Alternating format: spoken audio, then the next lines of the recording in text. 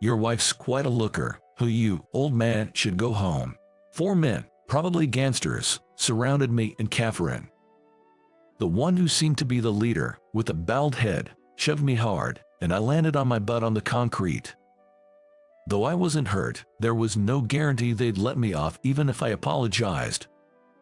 It would be easy for me to take them down, but in front of Catherine, I couldn't just do that.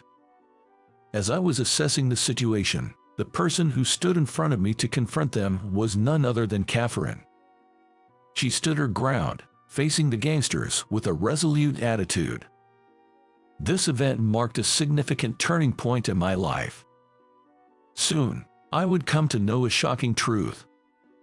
My name is Steve. At 42, I work at a cafe. I've been working full-time for about 5 years now. Thanks to a strong recommendation from my previous manager who retired recently, I've been the manager since last month. I met my wife, Catherine, at this job. She's quite a bit younger than me. I never imagined she'd see an old guy like me as a romantic interest, but to my surprise, she made the first move and we started dating. After dating for 3 years, we tied the knot about 6 months ago. She's laid back and always laughing. She's friendly and being with her is comforting. I genuinely feel the need to protect her. However, there's one secret I've been keeping from Catherine. Before we met, I was part of a special forces unit. When you hear special forces, you might think of well-known ones like Navy SEALs or SAS, but there are also units so top secret that even the government knows little about them. I belong to one of those nameless units. I have done undercover operations and espionage all over the world, and when ordered, I did whatever was required. Things so cruel that you'd hesitate to even speak of them, and things that would make you shudder just by recalling them. When given a target, I took out anyone, be it a baby or an elderly person. Refusal wasn't an option, and completing the mission was mandatory. But I couldn't bear that life anymore. I ran away. I grew weary of disrupting someone's life or taking someone's life. When I told my superiors and government officials that I wanted out, they tried to stop me, but as I cried out loudly, expressing my desire to leave, they begrudgingly accepted my resignation. Although I had doubts about being able to live a civilian life after only knowing combat and deceit, I managed to start a pretty smooth life in the society. Wanting to forget my blood-stained past and live peacefully, I chose to work in a cafe. I only had a vague idea about it, but the relaxed atmosphere felt like a relief from the constant tension I had known. And as I started getting used to the job, I began dating Catherine, a part-timer who had joined us. The peace and tranquility I feel in my daily life now, I honestly owe a lot of it to her. Catherine is always there to support me. Her subtle gestures of care, her knack for covering for me when I falter, she does it so naturally without making me feel obligated. Sometimes, she's so mature that it's hard to tell who's older between us, and her sociable nature often helps bridge the gap between others and me. At times, I feel guilty for keeping secrets from someone like Catherine. But I can't tell her. She must never know. I just don't want her to be disappointed in me. Then, one day as September was drawing to a close, "Steve, there's a man who'd like to speak with you," said a new part-time employee, pointing towards the table closest to the entrance. "He wants to speak with me. Get the manager." It's surprisingly common for customers to spout the same complaints, but most of them calm down once they've been heard out. Weathering the so-called 6-second peak of anger with humility, and then closing the conversation in a gentle tone. That's the basic approach to handling complainants, as the previous manager taught me. I head towards the table, rolling my eyes internally. "Sorry for the wait. I'm the manager," and, upon seeing the man's face, I'm at a loss for words. "Hey there." The man smirks and raises a hand in greeting. "It's been a while." Through his sunglasses, I can see he's giving me a mocking look as he scans the room. So, you're the manager now. Moved up in the world, haven't you? How did you know I work here? Come on, have you forgotten our line of work? Tracking people down is our specialty, remember? He chuckles and takes a sip of his hot coffee. I don't want to remember those times. I've left my past behind. I never want to revisit it. So you're saying you don't want to see me? That's a bit cold for an old friend, don't you think? You're not an old friend, you're a former boss. This guy, Mike, was my former boss during my Special Forces days. He was also the commanding officer, and under his directives, I carried out undercover operations numerous times. Steve was ambitious to a fault. Though skilled, his abrasive methods often caused friction, leading to his eventual expulsion from the unit. I don't like beating around the bush. I'll get straight to the point. Will you help me? I decline. Haha, you answered right away. Mike, showing no signs of discomfort, laughs heartily. Come on, don't rush to conclusions. It's a lucrative offer. Your cut would be $1 billion. Even if it was $1 billion or $10 billion, I'd still decline. Listen to me until the end. You know as well as I do that we've been involved in some pretty sketchy jobs. We had numerous assignments related to the core of the government. Naturally, we came across national secrets more than once or twice. You can probably guess where I'm going with this, can't you? So, you plan to blackmail the government using those secrets? Exactly. I'm gonna get a cool $500 million. For the government, it's just chump change. I figured as much. Trying to threaten the government? That's ludicrous. But if anyone could do it, it would be him. He's always been that kind of guy. Ever since back in the day. Anyway, I'm going to have to decline. I'm working right now, so if you'll excuse me. You got married, didn't you? As I was about to stand, Mike insinuated something. You better take good care of your wife. Huh? What do you mean? Easy there, don't give me that look. You wouldn't be thinking of making a complaint against a customer now, would you? Staring down Mike, who was grinning maliciously, I couldn't help but wonder. Is he thinking of using Catherine as leverage? It's hard to gauge how much he knows about me, but if he knows where I work, it wouldn't be surprising if he's aware of my family situation. After all, it's not beyond him to take hostages. He's, after all, the kind of guy who would try to blackmail an entire country. Look, I'm not asking for an answer right now. I'll be back, and when I do, I'll fill you in on the specifics. Mike, slowly rising, casually slipped a $10 bill into my shirt pocket, giving me a pat on the shoulder as he left. I noticed a part-time worker eyeing us with concern, and I just gave them a reassuring smile.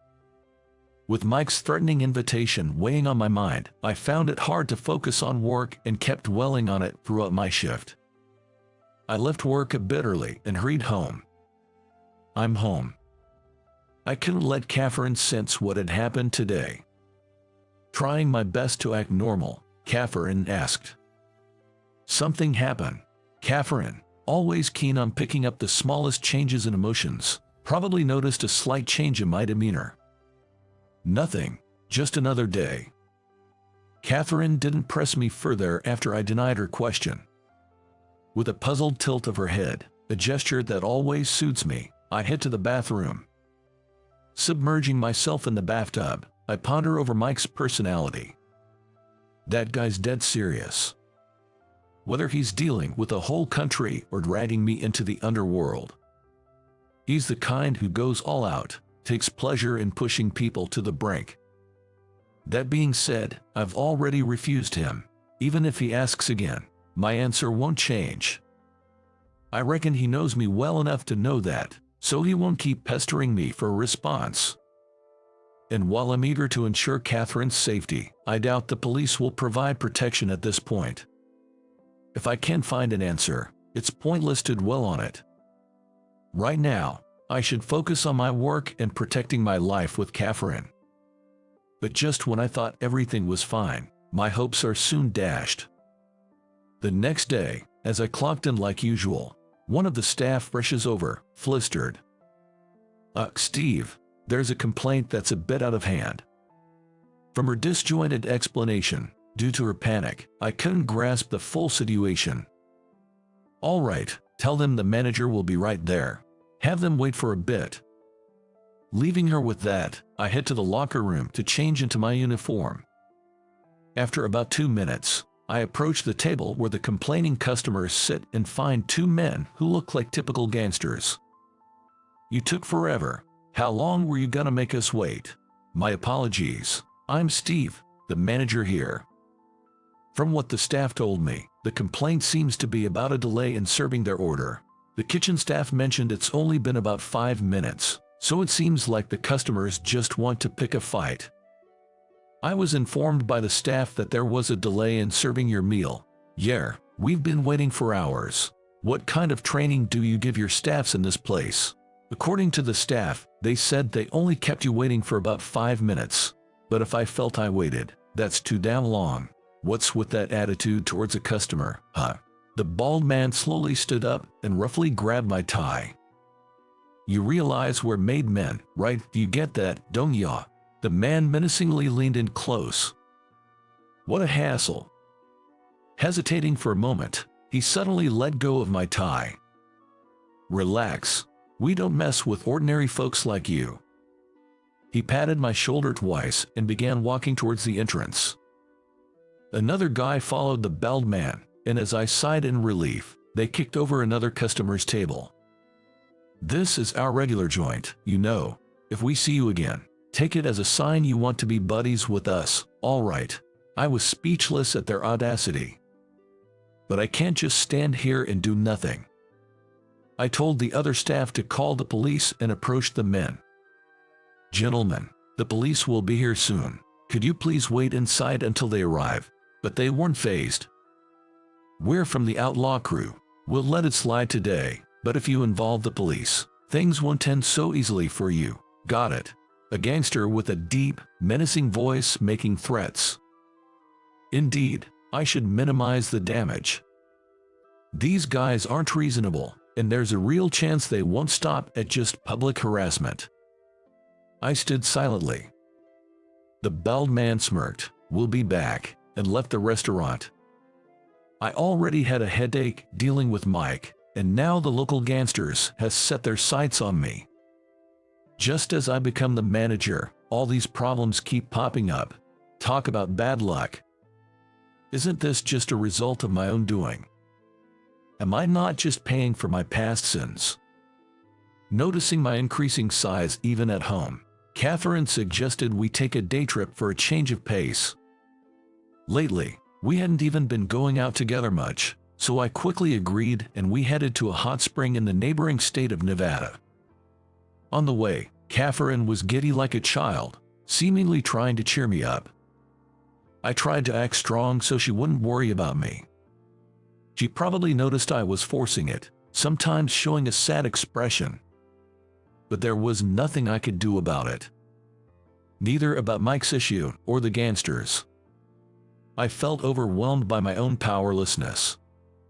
Maybe deep down, I believed I could handle anything. Was I secretly proud of my past in the special forces? Lost in these thoughts, before I realized it, it was evening. Our attempt at relaxation was a bust, and we started heading back home. And then, as if to add insult to injury, another disaster struck us, the couple. When we returned from our day trip, there were 4 suspicious-looking gangsters standing in the parking lot in front of our apartment building. I recognized 2 of them. They were the same guys who caused a ruckus at our cafe the other day. When they noticed us, they approached with smirks on their faces. "Your wife's pretty, huh? Why don't you get lost, old man?" the bald man said, leering at Catherine. I closed my eyes and sighed heavily. Just when I thought our bad luck was over, we were confronted by 4 gangsters right in front of our house.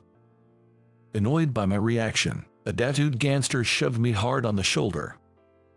I lost my balance and fell, landing on my butt on the concrete. It didn't hurt. more than anything, the real pain was the embarrassment of showing such a pathetic display in front of my wife, Catherine. The realization sent shivers down my spine. The moment I was pushed, my usually mild-mannered wife seemed to undergo a dramatic change. Now, when I say she changed dramatically, I don't mean she started shouting or screaming. Even from behind, her expression was hidden, but it was obvious she was angry. Catherine stood face to face with a bald man who was over a foot taller than her. Something from the gangster. Without changing her tone, Catherine muttered. As the man tried to grab her, he suddenly found himself in midair. He probably didn't even know what hit him. The gangsters watching nearby probably couldn't comprehend what had just happened.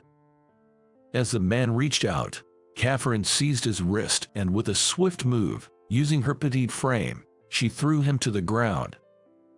It was a move similar to what you'd see in martial arts, but her technique was somehow more practical. It was precise and designed to deal maximum damage. I'd never heard Catherine had taken self-defense classes. Yet, from what I've seen during our time together, I've always felt she had wisdom beyond her years. She must have faced hardships I'm unaware of. Looking down at the man who remained seated on the ground, showing no intention of getting up, Catherine whispered in a soft voice, "Should I finish you off?" I think I could hear one of the intimidated gangsters gulp. Catherine quickly turned and rushed over to me. "Are you okay?" She gently offered her hand, and with her help, I finally managed to stand up. The smiles were gone from the gangsters' faces. They must have realized the gravity of the situation. The suspicious, and likely fearful, looks directed at Catherine were evident. Frozen in shock, the gangsters forcefully made the bald man stand and quickly fled the scene. They retreated without uttering a final taunt. "I've gotten pretty hungry. Cooking now would take some time. How about we order pizza?" It was the same old Catherine. Always kind and attentive, and even if I made a mistake, she'd forgive me with just one smile. My lovely wife, Catherine, was there. "Sounds good. It might be a nice change." Responding to my slightly awkward agreement, Catherine said, "After dinner, let's talk for a bit." We got some takeout and finished our meal. During dinner, we chatted about random things, carefully avoiding the earlier incident. Once dinner was over, and after cleaning up a bit, Catherine sat across the table from me. I don't like prying too much, but I've got to ask again. Did something happen? Honestly, I was caught off guard. I had assumed she would tell me something about her past, or how she learned those moves. "What do you mean by something?" "I think, Steve, you're trying to keep me out of it to protect me, but remember, we're a couple." "A couple?" "Exactly right. We fell in love and became husband and wife. That's why I didn't want to disappoint her or burden her with my troubles, let alone show weakness. To me, being a couple means more than just being lovers. It's about being family. It's like being two sides of the same coin. So, if something serious is going on with you, I think I should know and deserve to know." I could tell she wasn't just saying this out of mere curiosity. She was choosing her words carefully, trying to make it easy for me to open up. "The gangsters from earlier, do they have something to do with the way you've been acting off lately?" She was always so sharp. It felt silly trying to hide anything from her, as if she could see right through me. Indeed, hiding any longer wouldn't change the situation.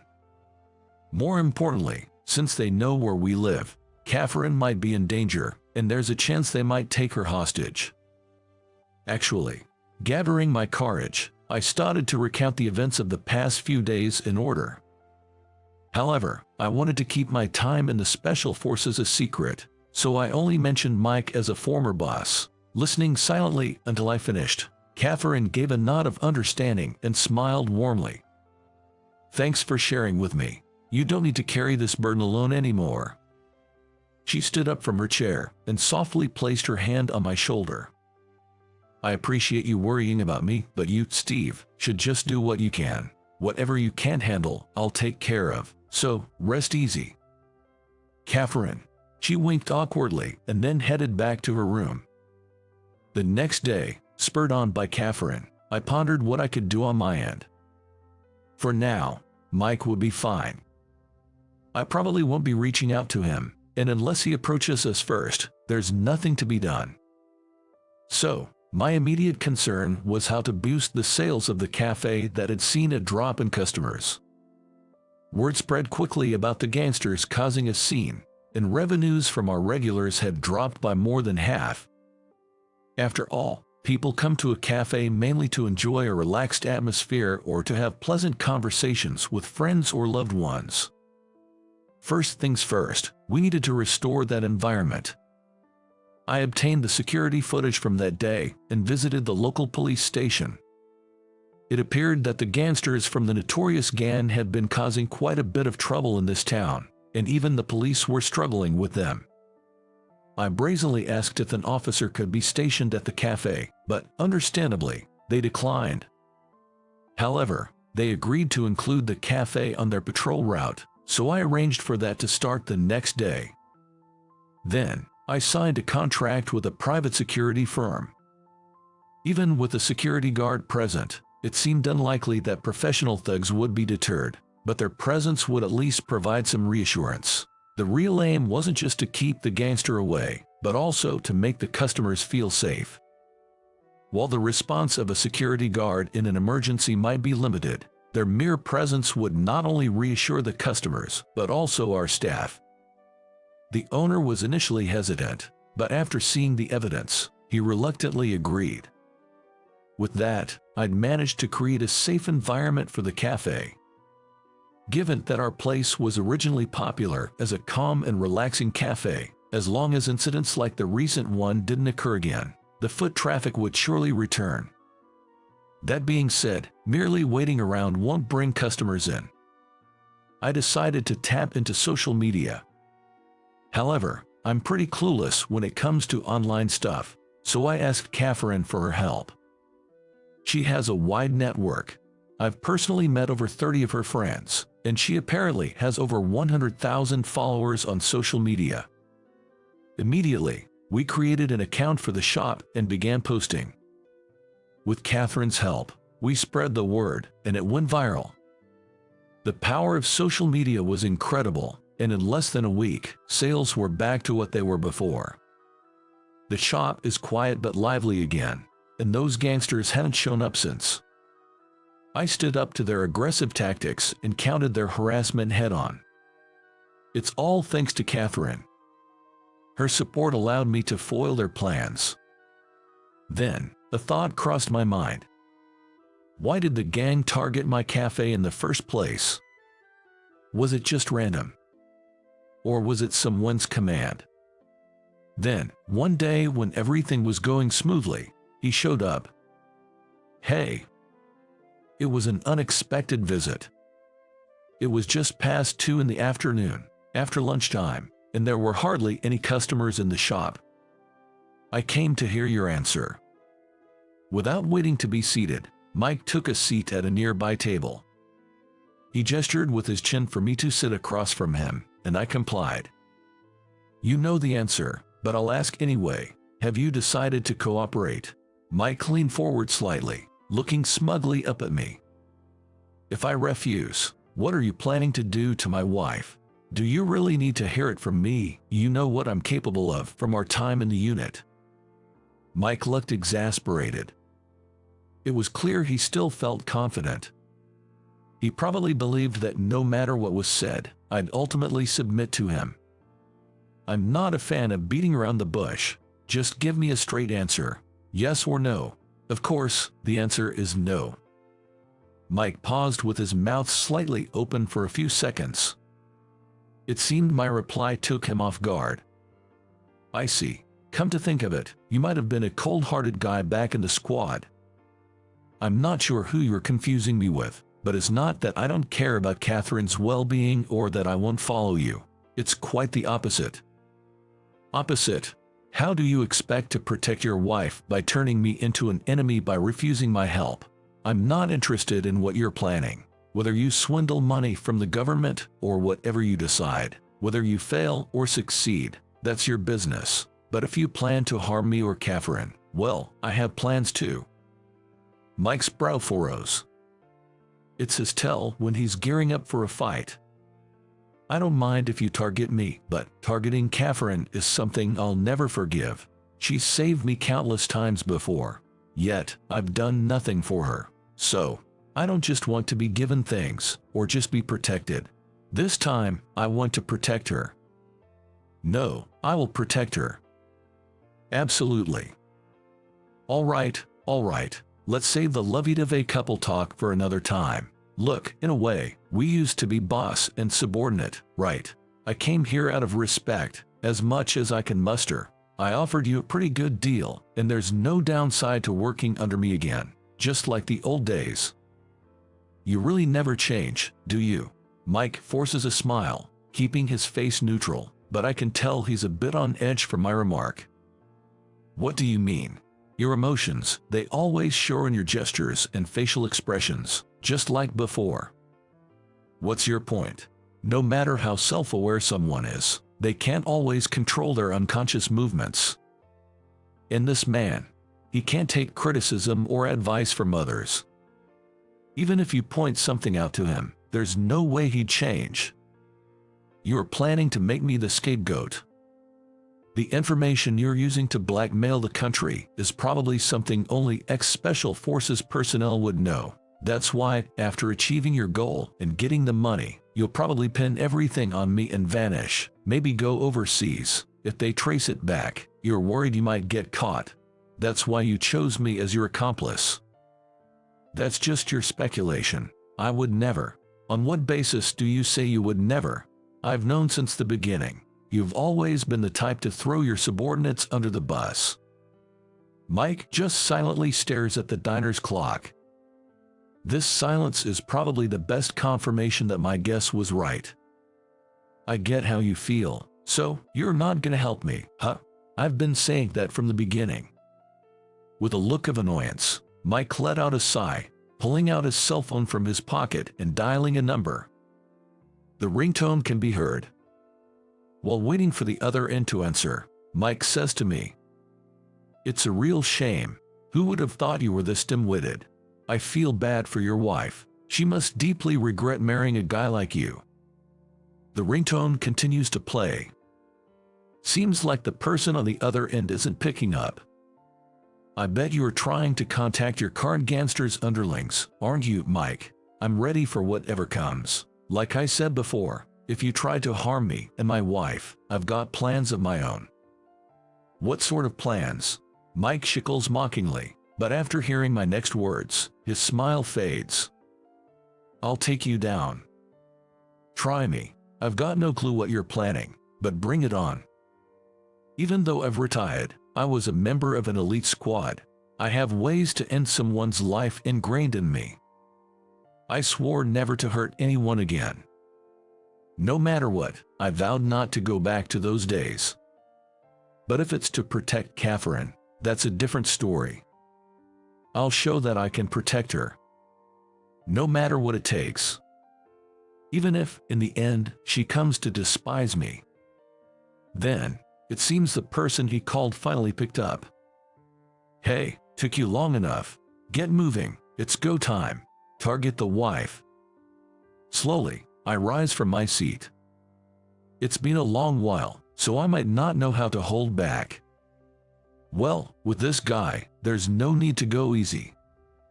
I need to wrap things up here quickly and go help Catherine. I told her to take refuge at her parents' place just in case, but there's a chance they might head there too. Hey, respond. I can't right now. We're in deep trouble here. What are you talking about? We've been taken out. Our crew has. What do you mean? Explain yourself. It was that woman from before. Our crew was taken out by Steve's wife. Pathetic. And you call yourself a gangster. Did she bring some rival gang with her? It was just her alone. Help. Then the call ends. Mike seemed to be in a state of panic, but honestly, I was even more flustered. Catherine took out the gangsters. That Catherine must be some kind of mistake. Darn it, none of these guys are worth a dime. It was rare for Mike to raise his voice, but he seemed quite frustrated. I'm tired of this mess. Gonna have to plan everything from scratch. So, does that mean we won? If he's gonna back off from us, I don't feel like messing with him anymore. With this, we should finally get back to peaceful days. But there's something I gotta take care of first. Saying that, he reaches into a different pocket than the one he took his cell phone out of, seemingly trying to pull out some weapon. I braced myself, ready to react before he could aim it. Just then, several men pinned Mike from behind.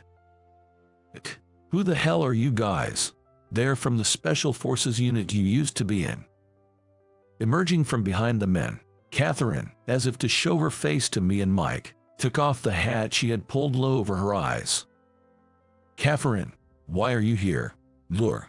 Mike, looking more surprised than I felt, stared wide-eyed. Do you two know each other? Mike, who seemed quite annoyed, suddenly burst into laughter, responding to my question. Haha, you got me. Never thought your wife would be her. I didn't see that coming. You're even more clueless than me since you were kept in the dark. Even as he leaped to the ground, perhaps due to strong pride, Mike couldn't stop laughing. I'll tell you who she really is. She's just like you, a former member of the unit. But I am. It's no wonder you didn't know. Her primary mission was covert operations. The unit you were in had a completely different role and required different skills. Catherine was in the Special Forces. That Catherine. Seeing my confusion, Catherine smiled with an awkward look on her face. I'll talk to you later, okay, I promise. With that said, Catherine shifts her gaze to Mike. They're not as lenient as the police. Of course, American laws don't matter to them. Regular imprisonment is too soft a punishment for them. You know that, right? Damn it. If I knew you were the bride, I did wrong by those gangsters. Guess they're not ones to be messed with easily. From the outside, backup officers come in, and Mike is taken away. He seemed to want to say something, glaring at me with resentment, but in the end, he leaves the cafe without uttering a word. Catherine, I'm sorry for everything.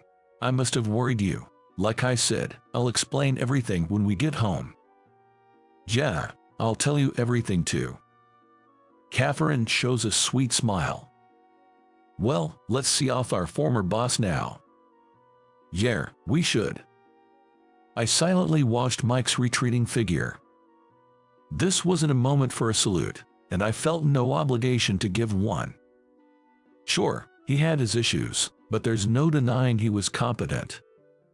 There were times I admired that man. Thinking about it now, I do feel a bit of melancholy, but he really went too far. It was probably fate that things ended up this way. As memories of our time in the unit flashed through my mind, Catherine delicately gripped the hem of her skirt and gave a gentle bow. Good day. Whether that was her version of a salute or not, Catherine saw off Mike with a poised gesture. Ironically, Mike was taken away by the very special unit he belonged to. I'm now an outsider, so I have no way of knowing what kind of punishment awaits him. Catherine, being well acquainted with them, might know, but I don't particularly want to pry. However, as Catherine said, it won't just end with him going to jail. They'll probably use every method at their disposal to extract all the information from him. The thought alone is terrifying. Still, he had lived life recklessly, so it's his just deserts. I have no sympathy for him.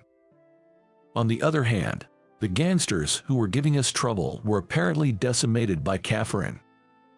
Though they weren't that big of an organization to begin with, every one of them either ended up in the hospital or jail, making the gang's survival impossible. Regarding that, Catherine said, I might have gone a bit overboard, with a cute laugh. Well, I won't delve too deep into that. Even if they were just hired by Mike for money, they deserved to face the consequences for their countless misdeeds.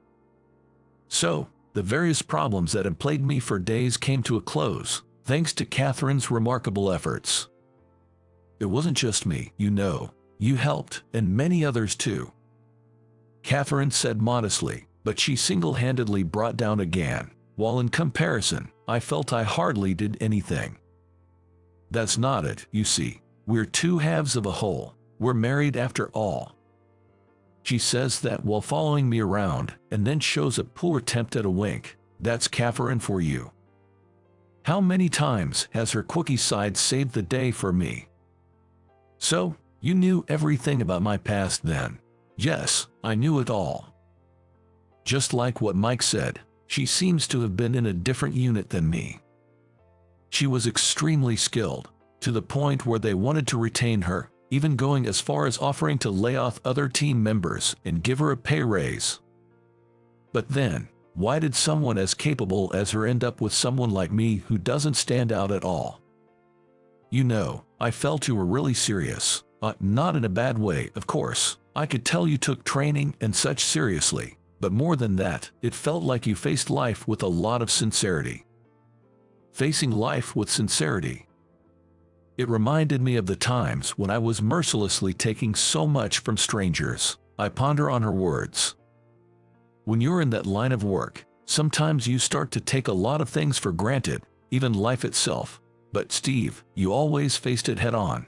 That's what drew me to you. So, I decided to quit and follow you. She quit because of me. I must be really hated by her superiors. And then I joined the same place you did. I could have told you the truth, but you seemed like you wanted to forget your past. I thought maybe you wouldn't like having someone around who's like a reminder of that past, but I wanted to be close, so I thought staying silent would be best. It sounds so casual when she talks about it, but the more I hear, the more I feel like a fool. I guess Mike was right. It's not like you were oblivious, Steve. It was just that I was good at my job. Just kidding. But really, just being near you made me happy, and now, we're even married. It's just so surreal. I can't help but laugh. Laugh, huh? Laughing is good. Rather than a life filled with regret and not being able to laugh, looking forward and laughing is a much better life. And I learned that from Catherine. Thanks to her always smiling at me, even when I couldn't, I've been able to live happily. It's no exaggeration to say that the person I am today is all thanks to Catherine. On the flip side, the reason I can be so cheerful is all thanks to you, Steve. Marriage is a wonderful thing, isn't it? Catherine, who's not good at serious talks, always wants to joke around. Being serious-minded, I used to always steer the conversation back, but now, I truly understand Catherine's feelings. It's like something is tickling inside my heart. But you know, despite everything, I think it was good. I feel like I can speak more genuinely than ever before, and our bond feels stronger. Heh, those cheesy lines do suit you. Well then, let's put it this way. Nice to be with you again, huh? Jer, leisure's mine. Holding Catherine's delicate hand, I think to myself, I'll strive to never let go of this hand. I'll stand tall and proudly by her side. In about 10 more minutes, we might lose her. In the hospital convenience store where I work, a high school girl suddenly collapsed. Seeing her, the young doctor muttered that, trembling, "I'm just a store clerk." But I felt a strong urge to help her. Her medical record. Huh? Show me your medical record, quick. I snatched the medical file from the young doctor. After thoroughly reading it, I was convinced I could do something. 10 minutes is more than enough time. With that, I took the young doctor with me and headed to the operating room. I could faintly hear the sound of a new chapter starting in my life. My name is Tony Richardson. I'm a man in my 50s, working at a hospital convenience store. That being said, I haven't been working at this store for long. It's only been about a month. Up until a year ago, I was in a different line of work. However, I faced a setback there. Tony, what are you planning to do now? I have no idea. How about I introduce you to a place? You could work there for a while till things settle down. Thanks to a referral from my college friend, Bob, I landed this convenience store job. Haha, take your time. Thank you for waiting. At the store, I was swamped with tasks like handling the cash register and stocking shelves. But I could also chat with customers, which made the work enjoyable. It felt like a good mental fit. At the very least, it suited my current self after facing that setback in my previous job. Thank you for waiting. Thanks as always. Thank you very much. A hospital convenience store doesn't have problematic customers, like drunk folks or suspicious-looking guys, so it's calm and easygoing. I'm grateful to Bob for introducing me. Although, if I ever mentioned that, he'd probably say, then, treat your benefactor to a meal and make me pay for dinner. So, I don't. You're a hard worker, Tony. Not really. And you are so cheerful. You lift my spirits. Here, have this. An elderly woman who often visits the store tends to buy extra candy and leaves some behind for me as a gift. Hey Tony, did you catch the baseball game yesterday? An elderly baseball enthusiast would approach me and passionately discuss the game. There's also a little girl excited about the flowers that blossomed in the courtyard, and a young boy talking about all the things he wants to do once he's discharged. Doctors drop by for a bit of chit-chat during their breaks. All sorts of folks visit the store for some light conversation. Good morning, Tony. Oh, good morning. This girl was admitted about a month ago when I started working here, named Catherine Smith. She'd show up daily and chat about various things. What's wrong with you, by the way? Oh, it's nothing serious. Initially, I might have been a bit intrusive with my questions, but she'd always respond with a warm smile. How long have you been working at this store, Tony? Just recently. Oh, really? Since you started working at the hospital recently, I guess we're like co-workers. She'd say that, smiling happily. She's cheerful and always bright, but there was something that piqued my curiosity. Most people who come to the store usually get discharged in a week or two. However, for someone without a serious illness, she seemed to stay a bit long. You like this character too, Tony? Yeah, can't believe you're into it as well. We do seem to have a lot in common. For some reason, Catherine and I got along well, and she affectionately called me Tony. Even when she had no intention to shop, she'd come to the store and strike up a conversation whenever I was free. Tony, you know, my high school friends visited me the other day. Oh, that's nice. And guess what? One of them accidentally drank another friend's juice. That friend hates sugary drinks and spat it out when she realized. Haha, sounds like quite the mix-up. She sometimes talked about her school teachers. She would constantly switch between expressions, sharing a myriad of stories. Occasionally, she'd talk about her siblings. Indeed, her smile was a source of comfort for me. Other shopkeepers and customers would warmly watch over her, making those moments truly peaceful and pleasant. Tony, what's up? Oh, Catherine's here again. Yeah, but she seems a bit pale today. One day, when Catherine supposedly came to buy a drink, her complexion seemed off. I had a bad feeling about this. Catherine. Oh, excuse me, I'd like to ask. Sure. I wanted to approach Catherine, but at that moment another customer flagged me down. I was concerned about her but had to attend to my job. As I was assisting the other customer. Oh my, are you okay?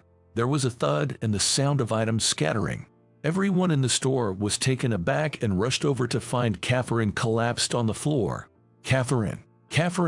I quickly checked her pulse and heart rate. She's unconscious and completely limp. What happened? Catherine collapsed. She's unconscious and her heart rate and pulse are unstable. My shouts apparently got the attention of Catherine's primary doctor. The doctor rushed over immediately. Catherine. The primary doctor was a young physician named Steve Harrison. He would occasionally stop by the shop for some small talk, so I recognized him. We had her surgery scheduled for next week, but it seems we have an emergency now. Steve, appearing overwhelmed, buried his face in his hands. His words helped me grasp the situation. I had previously heard from him about a patient under his care with a rare heart condition. They had been waiting for a surgeon capable of performing the operation. It turns out a surgeon was found, and the patient had been admitted to this hospital to prepare for the surgery. It must have been Catherine. So, her condition drastically changed before her scheduled surgery. Yes. In about 10 minutes, she might. The image of Catherine's smile flashed through my mind. She has so many friends.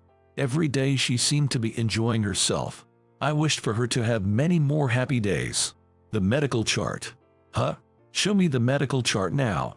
Overwhelmed by my demand, Steve handed it over. I snatched it out of his hand. I snatched it and skimmed through, determining I could do this. I'll handle it. What, Tony? With that declaration, I began to change into surgical scrubs. A flustered Steve followed. 10 minutes is more than enough. Tony, don't worry. Come with me. I said this to reassure Steve. I decided to have him assist in the surgery. Tony, how can you perform surgery? I'll explain later.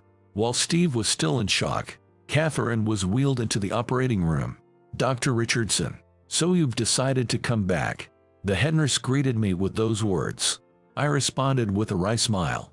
Tony, you were originally a doctor here, weren't you? I'll fill you in later. And not necessarily by choice. I was a bit flustered by the head nurse's comment, but time was of the essence, so we began the surgery immediately. As I declared, I removed the lesion in 10 minutes. Amazing. The head nurse commented on my incredible swiftness with the scalpel. Though her words made me chuckle, in the end, Catherine was moved from the operating room to the ICU a few hours later. Sigh. Excuse me. After the surgery, as I was enjoying my coffee in the break room, Steve approached. You're the legendary heart surgeon, Dr. Richardson, aren't you? Steve asked as he too sipped his coffee. Legendary is a bit much, but I've performed countless surgeries. I replied with a gentle smile. As he said, I had once worked at this hospital, and up until a year ago, I was practicing medicine in the UK. I only came to the hospital after Dr. Richardson had left, so I had only heard the name. I had no idea that the shopkeeper was Dr. Richardson. Steve exclaimed, genuinely surprised. It's unbelievable that a person I met overseas turned out to be the renowned Dr. Richardson. Hearing that brought memories of my dearest one. A single tear rolled down my cheek. Seeing my reaction, Steve looked flustered. Sorry for surprising you. It's okay. Would you mind me sharing my story with you? At my words, Steve nodded. Then, I began talking about myself. After graduating from a foreign medical school, I worked extensively as a heart surgeon. During that time, I've published many books and papers. Many of us, including aspiring doctors, read your publications. Thank you, haha. And during that time, I met my wife, Mia. We met at a mutual friend's house party. Never imagined that the guy I met abroad was the renowned Dr. Richardson. Drawn to her laughter, I pursued her passionately. Mia was cheerful and had many friends. She adored cute things, and while buying her favorite character merchandise, I too became a fan. Will you marry me? Yes. We get married. While we didn't have kids, Mia and I lived happily together. Sorry, I might not be home early today. That's okay. Many people rely on your expertise. Just make sure to spend your next day off with me. Of course, we rarely argued and always supported each other. It was evident how much we loved each other. Do you think you can come home early today? No. I have a long surgery scheduled. You'll do great, renowned doctor. Please, stop that. The moments we thought would last forever came to an abrupt halt. One evening, coming home late from a surgery, I found Mia, my wife, lay motionless on the kitchen floor. Mia. Her body was still warm, and the meal she prepared hadn't even cooled yet. But she had passed away. A sudden incident, perhaps timely intervention, could have saved her. I cried until the words "menu to care for Tony" written on the shopping memo blurred and became unreadable. You're a hero who helps a lot of people. Every time I thought of my wife, I found myself thinking, if only the surgery hadn't taken so long that time. Back then, I could feel the lingering warmth of her body growing colder in my hands. After that, whenever a surgery took too long, I'd think, what if something happened to someone important to me, a family member or a friend during this time? With such thoughts, I decided I couldn't continue as a cardiac surgeon. Although some tried to stop me, I resigned from the hospital where I worked. Tony, I'm really sorry to hear about Mia. The person who welcomed me back was Bob. Bob and I belong to the same medical department, and we've been friends for many years. Now, he's returned home and is the director of a hospital. Bob was concerned about me and invited me to stay at his home. I felt guilty both for relying so much on his kindness and for not finding a clear direction in life. "Tony, what are you planning to do from now on?" That's how he reached out to me.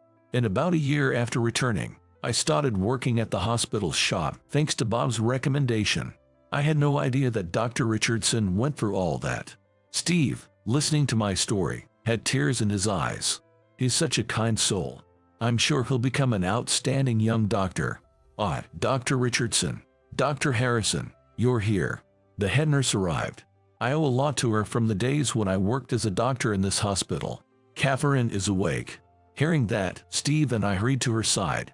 Catherine couldn't speak yet, but she pointed to a board that read, "Tony, thank you." Seeing me about to cry, Catherine smiled.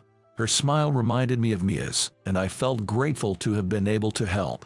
The next day, when Steve and I went to check on Catherine, she seemed to have recovered quite a bit. She was sitting up in bed, smiling. She looked healthier, and it was a relief. Not just for us, but for everyone related to Catherine. Everyone seemed relieved and glad. I'm so glad, Catherine. Truly. A woman who looked like a relative, possibly a parent, was visibly emotional and in tears. But she doesn't appear old enough to be a parent. Too young to be a grandma, that's for sure. I was puzzled, not knowing their relationship. Then, another woman of the same age entered and joined in the joy. "You're the doctor who operated on Catherine, right? Thank you for helping Catherine this time." "Oh, well." As I was gazing at them, both women greeted me. "I'm Tony. I've been close with Catherine for a while." "Were you Tony?" "I'm Jennifer, the director of a children's home." "I'm Chloe, a worker at the facility." Both were teachers from a children's home. They then told me more about Catherine. Catherine has been living in the facility since she was little because she doesn't have parents. Typically, most kids leave the facility after graduating from middle school, but Catherine, due to her illness, continued to live there even as a high school student. I see. So, Catherine doesn't have a family. I realized she was talking about the kids from the orphanage when mentioning siblings. Having lost my own family just a year ago, I deeply empathized with Catherine, who never knew her real family. I couldn't help but think, what if she were my child? "See you later, Catherine. I'll meet you at the cafeteria later for a drink." "Okay. Thanks, Tony." After that, we all left Catherine's hospital room. There, I learned more from one of the orphanage's staff. Catherine once mentioned she wanted to be a doctor because of her illness, but she stopped saying it recently. Really? Why's that? Hearing this, my concerns grew. I assumed Catherine had stopped talking about it due to her circumstances and the high cost of medical school. If that's the case, maybe I could play a guardian angel role. That's what I thought. "Tony." "Oh, hey, Bob. How about grabbing some dinner?" Bob invited me, and we ended up having dinner together. "I heard you performed surgery on a kid with just a 10-minute window and saved them."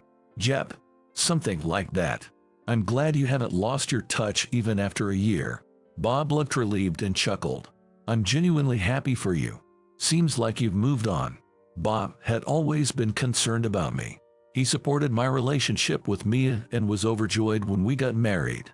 I didn't have much time then, and that particular approach just didn't cross my mind. That's why I was able to help. Good timing.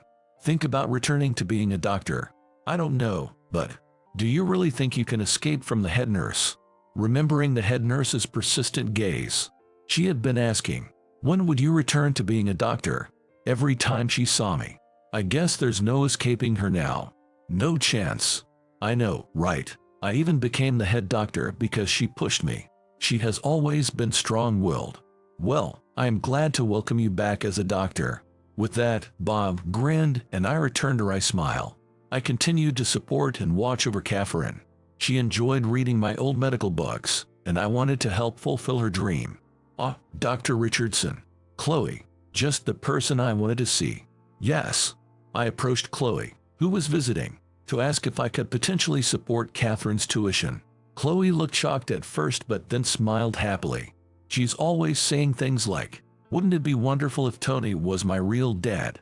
Hearing this unexpected revelation from Chloe, my eyes widened in surprise. Catherine always dreamt of being adopted. Learning this, I couldn't help but contemplate. My current apartment is too small, so it'd been nice to buy a larger house. Finances aren't an issue. Both me and I have always preferred activities like walking in the park or sitting by the sea over spending money. That's why we have quite a bit saved up. We could even afford to pay for a house in full. Catherine: yes. What kind of house would you like? I'd like one with a garden. It'd be nice to take a break from studying and walk a dog. Hearing her say that, I added another item to my list. To me, Catherine is something like a benefactor. She encouraged me to return to my medical career when I thought it was over. Since Catherine's surgery, due to strong recommendations from Bob, who turned out to be the director here, and from the head nurse, I've been planning to return to my medical duties soon. Catherine, how about coming to live in my house? Huh? With all my gratitude for Catherine, and hoping she might join the same profession in the future, I decided to take her in. Really, I'm so happy. Can I be like Tony's child? I'll provide for your further education, of course. I'll ensure you have a conducive environment for studying. Also, once you're discharged, let's go pick out a dog. That's wonderful for you, Catherine. Many of your dreams are coming true. Yes. Catherine and Chloe were both delighted, which naturally brought a smile to my face. Now, I need to start preparations to welcome Catherine. Bob has a daughter who lives independently. Maybe he can give me some advice. With these thoughts, I joined Catherine in considering the type of dog and house she'd like. Next week, Catherine is scheduled to move into the new house I've purchased. I'm thrilled at the thought of having a lovely daughter or granddaughter. She's in stable condition, which is a relief to Steve as well. Apparently, Catherine had always been a good student. However, since she had to look after the younger kids at the institution, she couldn't focus entirely on her studies. Indeed, I remember her mentioning her mischievous siblings once. There's a study room ready for you. Make sure you study hard. Yes, I got it. When she comes to my place, I want her to study as much as she wishes. I plan on handling the housework. I've cooked with Mia before and always took the initiative during my days off, so I'm quite handy around the house. I want Catherine to relax and behave as a child should. As for Steve, Doctor, I really want to hear your stories. Huh? Can you hold on a sec? He started following me, continually calling out, Doctor, Doctor. Whenever he gets a chance, he wants to hear my stories. He reminds me of the time when Catherine would visit the shop, which brings a smile to my face. It seems Steve's like Dr. Richardson's disciple. Huh? That's what they say. Bob also teases us by referring to me as Tony's disciple or master doctor. But if he teases too much, the head nurse scolds him, saying, Stop the teasing and get back to work. The head nurse is, as always, someone I can't defy. Wow, it's huge. Finally, the day of Catherine's discharge arrived. Everyone was thrilled to see her off, and she came to our home. Tony, let's go check out the dogs. First, let's put down the bags. Once we've settled a bit, we'll head out. Chuckling at an excited Catherine, I set her bags down. I intended to rest for a bit after that, but seeing Catherine getting antsy, we decided to go check out the dogs. Every single one of them is just so adorable. After much contemplation, we chose a brown puppy. Subsequently, Catherine named the puppy Buddy and doted on him a lot. I had a medical condition, so I couldn't join clubs at school. Heck, I couldn't even do activities that required a lot of movement. From now on, you can start moving bit by bit, especially while playing with Buddy. Okay. Afterwards, Catherine managed to go to school and was seen happily walking to and from school with her friends. When she returned home, she'd cuddle with Buddy and play with him. It was incredibly heartwarming to see. Of course, she diligently kept up with her studies as well. Tony, there's something I'd like some help with. Sure, what is it? She always reached out whenever she needed assistance, making it fulfilling for me to guide her. However, I wished she wouldn't read my thesis papers right in front of me. Hello, Tony. Oh, Chloe. From then on, Chloe started visiting us more frequently. Chloe said that she considered Catherine like her own daughter, so naturally, she was concerned about her. I've taken care of Catherine since she was tiny. I've heard about her dreams many times. While Catherine was studying, Chloe and I would sometimes have coffee together. I hope I'm not causing any inconvenience, Tony. I mean, I've been visiting quite frequently. You must be pretty busy, right? Don't worry about it. Everyone has been considerate, letting me head home early for Catherine and Buddy's sake. Of course, there are days when I have surgeries or emergencies.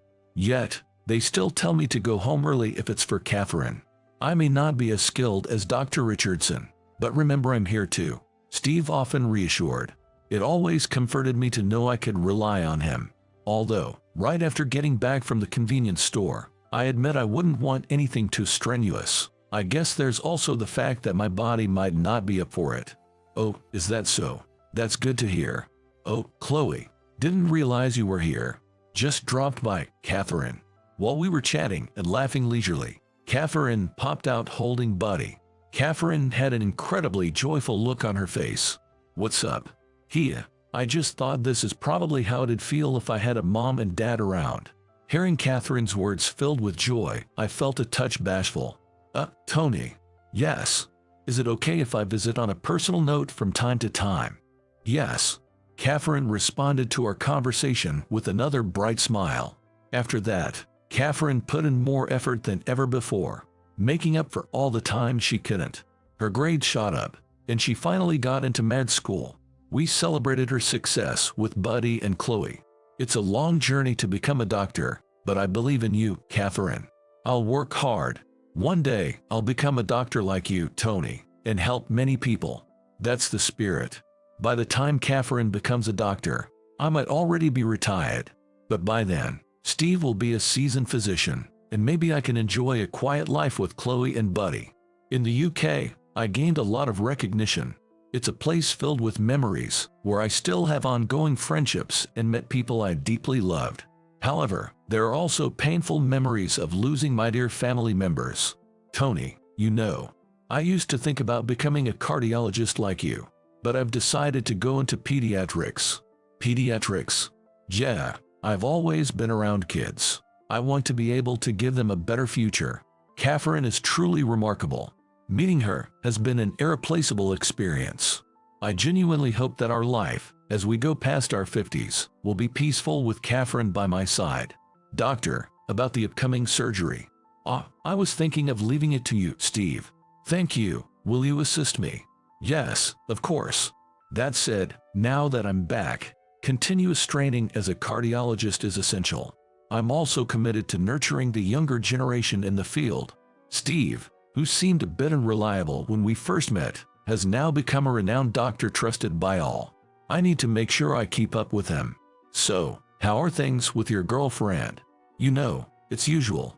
Steve chuckles at the teasing remark from Bob.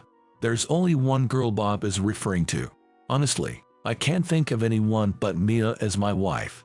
She seems to understand that and has never pushed too hard.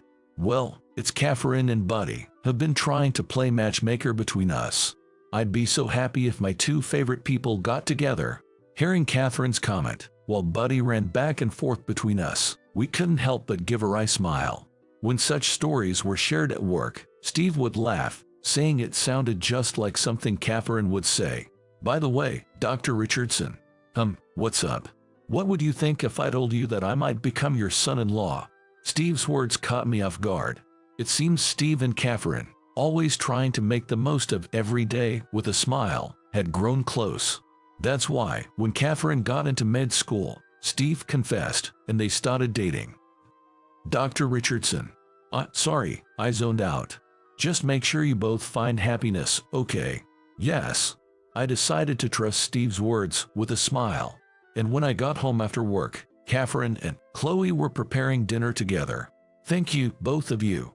It's no problem. For me, Chloe's cooking tastes like home. I've always wanted to learn, and making dinner together was something I always looked forward to. I left the kitchen to the two smiling women and petted the playful Buddy. Mia, I haven't fully moved on from you, and none of us are blood related, but can we be happy as a family?